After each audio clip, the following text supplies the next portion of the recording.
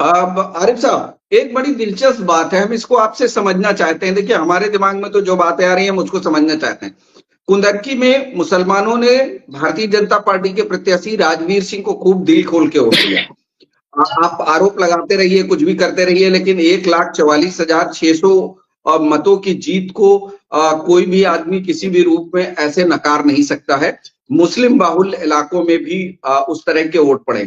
ऐसे ही सीसामऊ विधानसभा में हिंदू बाहुल्य वोट सीट पर नसीम सोलंकी जीत कर आई है, और बड़े मार्जिन से, जबकि वहां भारतीय जनता पार्टी के ब्राह्मण प्रत्याशी थे। उन सीटों में जहां भाजपा का गढ़ कहा जाता है, वहां नसीम सोलंकी जीत के आई हैं। क्या उत्तर प्रदेश की राजनीति अब कोई नई करवट ले रही है? जो बाकी चीजें, जो लोग इस तरह की राजनीति में मुसलमानों को हाशिए पे लाने की राजनीति करने की कोशिश कर रहे थे, या कर रहे हैं, या डरा कर राजनीति की जा रही थी, क्या उसके खत्म होने का समय आ गया है? 27 में ऐसा कुछ दिखने वाला है कि मुस्लिम कैंडिडेट हिंदू बाहुल्य सीट से जीत कर आ रहा है, हिंदू बूथों पर वो जीत रहा है, और एक हिंदू कैंडिडेट मुस्लिम बूथों पर जीत रहा है। ये दो दो तस्वीरें हैं जिसको मैं आपसे समझना चाहता हूं कि ये क्या है उत्तर प्रदेश की राजनीति में, ये क्या है आरिफ देखिए साहब? परवेज भाई, ये पहली बार नहीं हुआ है। नसीम सोलंकी जी की सीट पारंपरिक है। उनके ससुर भी जीतते थे, फिर उनके हस्बैंड जीतने लगे इरफान सोलंकी जी, और आज नसीम सोलंकी जी ने भी जीती है। हालांकि मार्जिन बहुत कम है, वो मशीनरी का दुरुपयोग वहां पे हुआ है। ये मार्जिन कम से कम 30 से 40 हजार होनी चाहिए थी, वो 10 हजार के अंदर रहे। देखिए सुनील भाई अभी कह रहे थे कि धर्म की बात है, हम कहाँ धर्म पे जाते हैं? हमने कब धर्म को चुना है? हमको अगर धर्म चुनना होता तो हम पाकिस्तान चले गए होते। हमको धर्म चुनना होता तो हम मुस्लिम लीग में रहे होते, हम ओवैसी को चुनते। हम अलग अलग राज्यों में लोकतंत्र के हिसाब से जो मुझे मुसलमानों को ठीक लगता है कि वो लोकतंत्र की रक्षा करेगा, सभी को साथ लेकर के चलेगा, जो भारत के संविधान के मूल हैं उनको बचाने की कोशिश करेगा, उनके साथ जाता है।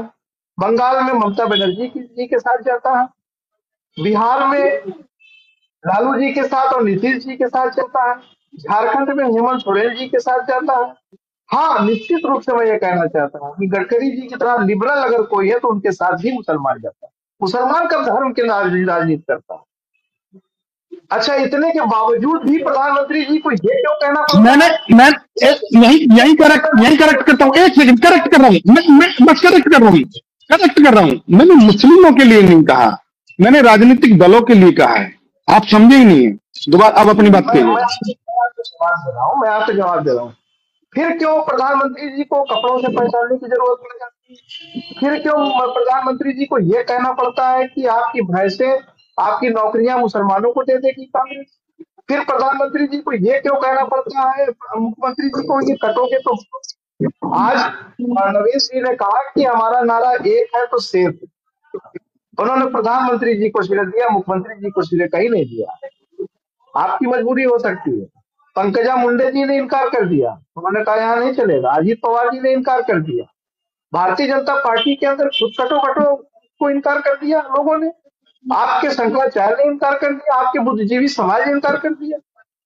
उसको नफरती कहा, उसको सांप्रदायिक कहा, मुसलमान तो नहीं कह रहा। सुनील भाई, आपको भी आकलन करना चाहिए।